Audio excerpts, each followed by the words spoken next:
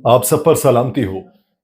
अहमद शनास का लिखा हुआ है, सहराए जिस्म रूह के अंदर उतर गया। अब क्या दिखाए मोजजा इंसान जमीर का। आधा फलक के पास था, आधा जमीन पर। मैं ना तमाम ख्वाब था बदरे मुनीर का। पक्के हुरूफ गर्द की सूरत बिखर गए। सीने में घाव रह गया कच्ची लकीर का। होती रहेंगी बारिशें अहमद वैसाल की। खाली रहेगा जाम हमेशा फकीर का। नाज़रीन, मैं हूं यासिर रशीद और आप मेरा वीलॉग देख रहे हैं। नाज़रीन, आज फैसला आया और मैंने ये बताया था अपने पहले व्लॉग में कि ये फैसला दर फैसला आएगा। अभी एक और फैसला बाकी है, वो भी आना है, वो भी खिलाफ ही आएगा, जो अलकादर ट्रस्ट वाला फैसला है। और उसके अलावा 9 मई का भी एक फैसला आना है, वो भी खिलाफ ही आएगा। ये तमाम फैसले जो खिलाफ आ रहे हैं, क्या इसका नुकसान हो रहा है या इसका फायदा हो रहा है? इसे मजमूई तौर पे सियासी असर के तौर पे देखना है कि सियासी तौर पे इसका असर क्या देखने में आ रहा है। रिपब्लिक पॉलिसी थिंक टैंक है, उसने मुल्क के तूल और अर्ज में कई हफ्तों पे मुश्तमिल सर्वे करवाए हैं और उन सर्वेस के फिर एदाद शुमार बयान किए गए हैं। पहले इब्तदाई तौर के ऊपर उन्होंने एक एक हल्के का बताया था कि इस हल्के में पोजीशन किसकी है, किन वजूहात की बुनियाद पे मजबूत है। और अब मुख्तलिफ सियासी जमातों की कुली तौर के ऊपर मुल्क में पोजीशन वाजे की गई है कि कौन कितनी नशिस्तों के ऊपर मजबूत है, कौन कितनी नशिस्तों के ऊपर बराबरी की बुनियाद पे है और कौन थोड़ी जान मारने पे नशिस्त निकाल सकता है, कौन सी पार्टी कहां पर कमजोर है। आजाद उम्मीदवार यानी जो पाकिस्तान तहरीक इंसाफ के हिमायत याफ्ता है, जिनके जीतने पे मुल्क की तमाम बड़ी सियासी जमातें, पीएमएलएन भी, पीपल्स पार्टी भी, आईपीपी भी, उनकी अपनी जमात में शमूलियत की दावेदार है। तो पीटीआई के हिमायत याफ्ता उम्मीदवार कौमी असम्बली की 266 नशिस्तों में से 120 नशिस्तों पर काफी तगड़ी पोजीशन के अंदर है, जहां उन्हें हराने के लिए या तो आप वोटर को घर पे ही बिठा सकते हैं, टर्न आउट कम कर सकते हैं। इसके अलावा वो मुखालिफिन को ऐसी मार मारने वाले हैं कि मुखालिफिन की जमानतें भी जब्त हो जाएंगी। वही पीटीआई के आजाद उम्मीदवार 57 नशिस्तों पे ऐसी पोजीशन रखते हैं कि अगर वोटर थोड़ी सी जान मारे और पोलिंग डे तक वो लोग जो अभी ये सोच नहीं रहे कि वोट किसको डालना है, वोट का फैसला उस दिन करेंगे या फैसला अपने दिलों में दबाया हुआ है, वो उस दिन निकले और पीटीआई के हिमायत याफ्तगान को वोट दे दें, तो वो 57 नशिस्तें भी पीटीआई को जा सकती हैं। इसके बाद दूसरे नंबर पे पीएमएलएन नहीं है, पीपल्स पार्टी है। 266 नशिस्तों में से 34 नशिस्तों के ऊपर पीपल्स पार्टी काफी मजबूत है, जहां पे हराना पीपल्स पार्टी को मुश्किल दिखाई देता है। 15 नशिस्तें ऐसी हैं जहां पे उनकी पोजीशन वही है कि वो वोटर जिसने अभी तक तहैया नहीं किया हुआ कि इस पार्टी को वोट दे, अगर वो पीपल्स पार्टी को वोट देने पे आमादगी का इजहार कर दे तो 15 नशिस्तें पीपल्स पार्टी मजीद जीत सकती है। तो मजमूई तौर के ऊपर अगर देखें तो 45 से 50 के करीब नशिस्तें निकालने की पाकिस्तान पीपल्स पार्टी सलाहियत रखती है। तो पाकिस्तान मुस्लिम लीग नून कहां पे है? इस सर्वे के मुताबिक, जो तकरीबन 1.5 महीने के अरसे के ऊपर मुहित है, 266 नशिस्तों में से सिर्फ 29 नशिस्तें ऐसी हैं जहां पे पाकिस्तान मुस्लिम लीग मजबूत है।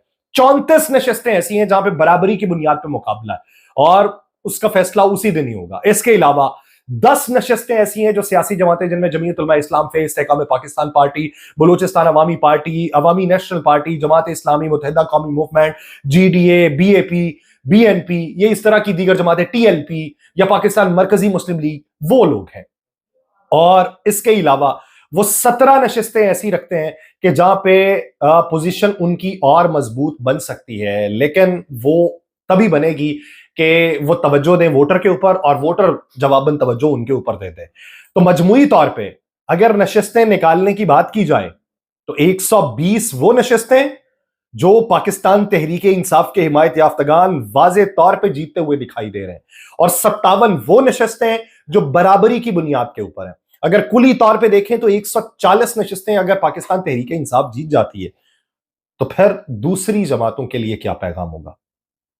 अब बात यह भी की जा रही थी, जिस तरीके से कल बात की गई और मैंने उसे खारिज इम्कान करार दिया कि ऐसा मुमकिनात में से नहीं है, लेकिन रद्दोबदल जो होता है वो फॉर्म 45 में हो सकता है, वो बैलेट बॉक्स की तब्दीली में हो सकता है, वो कंप्यूटर हैक करने वाली अभी किसी की इतनी औकात बनी नहीं कि पाकिस्तान की सियासी जमातें जो हैं वो कंप्यूटर हैक करवा लें, सिस्टम हैक करवा लें। तो इस पूरे तनाजुर के अंदर पाकिस्तान पीपल्स पार्टी और पाकिस्तान जमात इस्लामी पाकिस्तान, इन दो जमातों से खान साहब ने जेल से ये पैगाम भिजवाया یعنی مدد طلب کی ہے، ان کو پیغام بھجوا کے یہ کہا ہے کہ آپ کے جو نمائندگان ہوں گے جو پولنگ اسٹیشن کے اندر موجود ہوں گے ان کو یہ یقینی بنایا جائے کہ وہ فارم 45 لیے بغیر پولنگ اسٹیشن کو نہ چھوڑیں۔ یعنی یہ خدشہ ہے کہ پاکستان تحریک انصاف کا جو نمائندہ ہوگا مشکلات اسے درپیش آ سکتی ہیں، کیونکہ گرفتاریاں بھی پہلے ہو رہی تھیں، تو جہاں پہ گرفتاریاں ہو رہی ہیں جھنڈے لہرانے کی اجازت نہیں ہے، تو جھنڈے لہرانے کی اجازت نہ ہونے والی جماعت کا جو نمائندہ ہے وہ کس طریقے سے پولنگ اسٹیشن پہ زیادہ دیر ٹھہر سکتا ہے، یا اس کے لیے وہ کمفرٹ زون کس طریقے سے ہو سکتا ہے جو پی ایم ایل این کے لیے یا دوسری جماعتوں کے لیے ہو سکتا ہے۔ تو اس لیے پاکستان پیپلز پارٹی اور جماعت اسلامی سے یہ مدد طلب کی گئی ہے۔ اب یہ بھی کوئی سوال کرے گا کہ دو جماعتوں سے کیوں مدد طلب کی؟ پاکستان پیپلز پارٹی نے ہر حلقے سے امیدوار میدان میں نہیں اتارا ہوا، جماعت اسلامی نے ہر حلقے سے اتارا ہوا ہے۔ جماعت اسلامی کے لیے کوئی مشکل بھی نہیں ہے، تو اس لیے انہوں نے جماعت اسلامی کو اس بات کا پابند بنایا ہے کہ آپ کا جو نمائندہ ہے وہ فارم 45 لے کے آئے۔ اب یہ دوران عدت نکاح کا کیس، اس میں سزا ہونے کے بعد اب 9 مئی میں بھی انہیں سزا کا خدشہ ہے، تو جس میں سابق اسپیکر پنجاب اسمبلی اور سابق رکن قومی اسمبلی وعدہ معاف گواہ بن چکے ہیں۔ سابق اسپیکر پنجاب اسمبلی واسق قیوم، سابق ممبر قومی اسمبلی صداقت علی عباسی اور عمر تنویر بٹ جو ہیں یہ وعدہ معاف گواہ بنے ہیں۔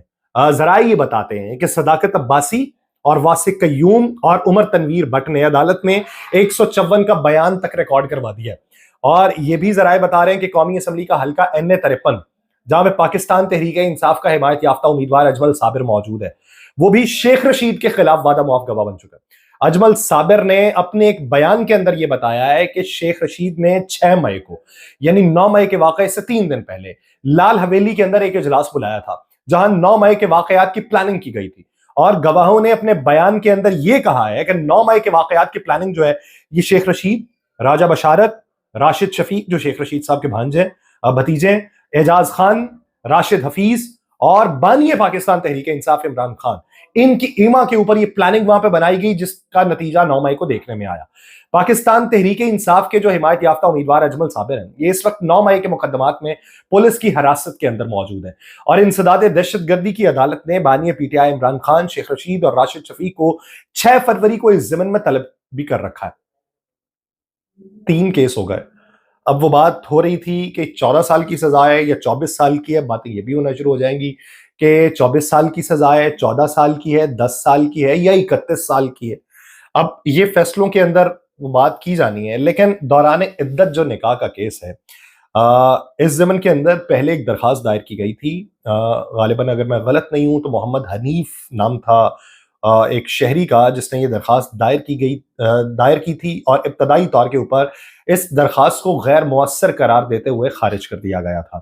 پھر ایک اور درخواست دائر کی گئی تھی قدرت اللہ صاحب، یہ جنہوں نے آج فیصلہ سنایا انہی کی عدالت میں، لیکن وہ درخواست بھی واپس لینے کی بنیاد پہ خارج کر دی گئی تھی۔ پھر خاور مانیکا صاحب کو یاد آیا کہ یہ تو میری اہلیہ رہی ہیں، تو میری تو بڑی بدنامی ہوئی ہے۔ انہیں پھر یاد آیا کہ انہوں نے دوران عدت نکاح کیا ہے، اور پھر انہیں معلوم پڑا کہ یہ ساری چیزیں تو مجھے معلوم تھی تو میں بیان کیوں نہ کر پایا۔ پھر انہیں یہ بھی معلوم پڑا کہ اس سے میرے بچے جو ہیں وہ ایک مینٹلی ٹارچر ان کے اوپر ہوا ہے اور ایلنس فیل کر رہے ہیں مینٹلی طور پہ، تو پھر انہوں نے عدالت سے رجوع کیا۔ اچھا، اب عدالت نے فیصلہ دے دیا ہے۔ عدالت نے جو فیصلہ دیا ہے نکاح کو غیر مؤثر قرار دے دیا ہے، اور کہا ہے کہ ان کے درمیان رشتہ ازدواج جو تھا وہ نہیں رہا۔ تو ٹھیک ہے، مان لیتے ہیں عدالت نے حکم دیا ہے تو عدالت نے ٹھیک دیا ہوگا۔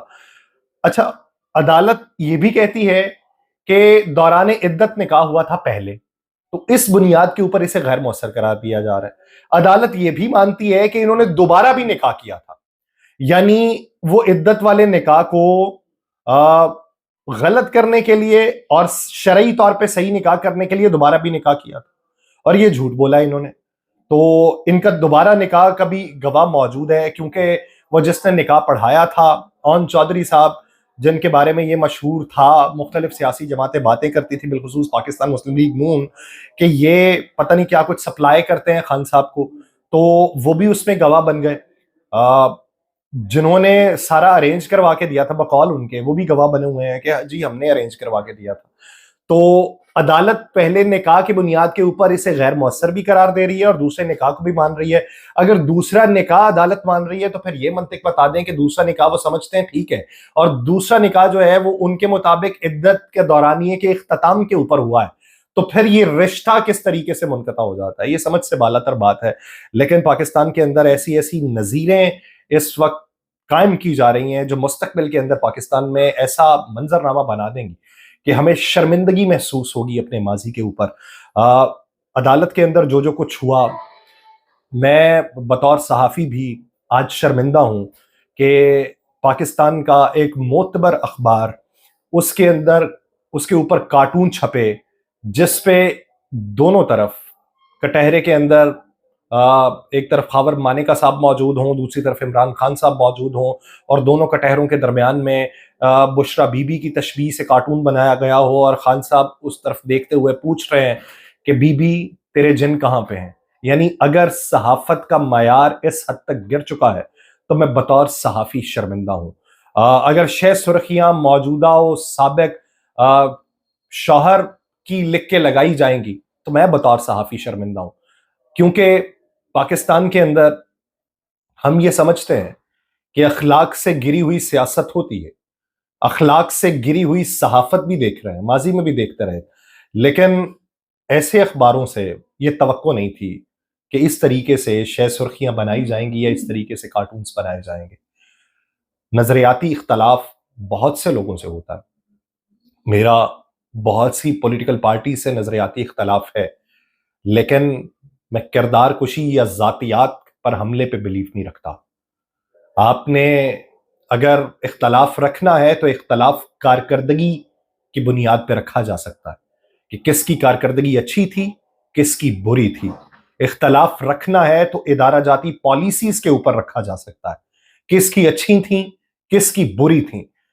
اختلاف رکھنا ہے تو بیانات کے اوپر رکھا جا سکتا ہے کہ کس کے بیانات اخلاق کے معیار کو چھوتے ہیں اور کس کے اخلاق سے گرے ہوئے ہیں.